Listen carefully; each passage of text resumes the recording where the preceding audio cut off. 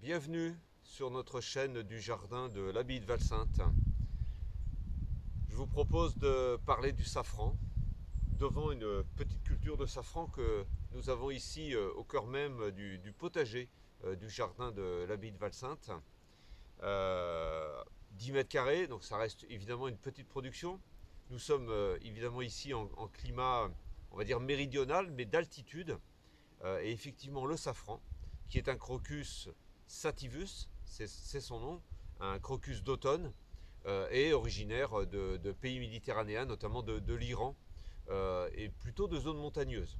Donc c'est vraiment un bulbe adapté à ce type de climat méditerranéen, c'est-à-dire du soleil, et il lui faut une exposition très ensoleillée, des terres drainantes, pas spécialement très riches, vraiment des terres drainantes, mais il faut quand même ce climat où, à l'automne, au moment où la floraison apparaît, on est au mois de novembre, il y a une baisse de température nocturne très marquée et des pluies qui arrivent. S'il n'y a pas ces pluies d'automne, il n'y aura pas cette sortie de fleurs. Donc on est vraiment là maintenant mi-novembre pour après avoir bien profité des pluies. D'ailleurs ce matin là c'est extrêmement humide. Donc c'est dans ces conditions où on peut vraiment cultiver le safran. Alors le safran est un petit bulbe. Là ceux-ci ont été plantés il y a 5 ans maintenant. Donc c'était, si là vous voyez une touffe de fleurs, eh bien c'est au départ un seul bulbe qui a été planté et ce bulbe s'est multiplié. Il a créé vraiment une touffe de bulbes relativement importante que l'on peut d'ailleurs dédoubler, multiplier, ce qu'il est bon d'ailleurs de faire de temps en temps pour un petit peu renouveler les plantations. Et ces plantations de bulbes se font uniquement en période estivale. On va être entre juin et août où le bulbe en repos se met en terre. Puisque le safran, ce Crocus sativus, a un cycle végétatif totalement inversé par rapport aux autres végétaux. Là, on voit les fleurs en train de sortir, mais on voit aussi les feuilles très fines. Vous voyez, c'est vraiment des feuilles d'herbe hein, très très fines qui vont maintenant se développer après les fleurs. Et le safran va rester en feuilles tout l'hiver, même s'il fait très froid. Et ici, on descend à moins 15 degrés, donc il n'y a aucun souci pour le gel avec le Crocus sativus, avec le safran. Et ces feuilles vont persister jusqu'au printemps. On va commencer à les voir jaunir et sécher au mois de mai pour que le bulbe rentre en repos totalement estival. Donc plus du tout de feuilles de juin à novembre où le bulbe dort, mais il se sera effectivement multiplié entre temps. Et donc on a à partir de l'automne une succession de fleurs. On peut le voir ici, il y a des fleurs qui sont déjà qui n'ont pas été ramassées, qui sont fanées, et on va voir plein de petits boutons qui sortent derrière.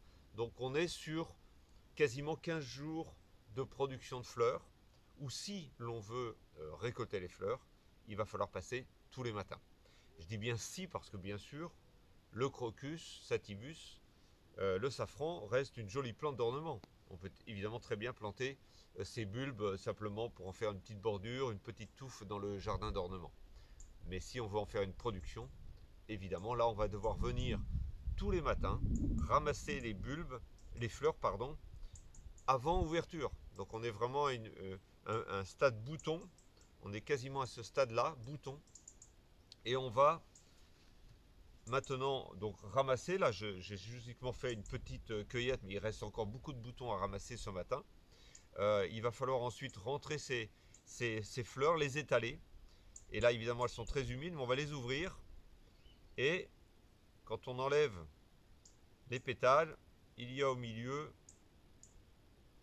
cette petite chose, les stigmates. Ces trois petits brins rouges qu'on appelle l'or brun. Et c'est ça que l'on va récolter, mettre de côté, faire sécher. Donc soit c'est séché vraiment dans des conditions ventilées, chaudes, soit c'est le petit séchoir électrique aussi qui va bien. Donc c'est bien cette partie-là et pas cette partie-là. Donc c'est ça, mais pas ça. Et les pétales non plus, les pétales ne sont absolument pas comestibles. Donc la seule partie comestible, c'est bien ces petits stigmates. Il faut 200 fleurs pour obtenir 1 gramme sec de safran. Sur 10 mètres carrés, on peut espérer avoir à peu près 30 grammes de récolte une fois séché sur des plants qui ont maintenant 5 ans et qui produisent quand même pas mal de fleurs. Euh, donc voilà, si on a une petite optique de rendement. Évidemment, c'est un long travail, il faut passer tous les matins. Là, on a eu une série de journées très pluvieuses où il était impossible de venir ramasser. Donc là, évidemment, dès qu'on a des journées bien ensoleillées, il va falloir en profiter pour ramasser tous les jours des fleurs. Voilà pour le safran. Si vous voulez vous y lancer, je rappelle, du soleil, une terre très drainante, c'est le cas ici, même, vous voyez, plutôt en pente, c'est bien. Cette plante redoute l'excès d'eau, il n'y a pas d'entretien, il peut y avoir des moments de désherbage, c'est ce qui va se passer là. L'herbe a un petit peu envahi les cultures, on va devoir l'année prochaine tout sortir, tout nettoyer, replanter la plantation pour repartir sur un cycle. Voilà pour ce petit sujet. N'hésitez pas à consulter tous les autres sujets faits sur cette chaîne, hein. C'est une vidéo par mois. Ici, au cœur du jardin de l'abbaye de Valsainte, nous sommes dans les Alpes de Haute-Provence, près d'un petit village qui s'appelle Simien-la-Rotonde. A bientôt.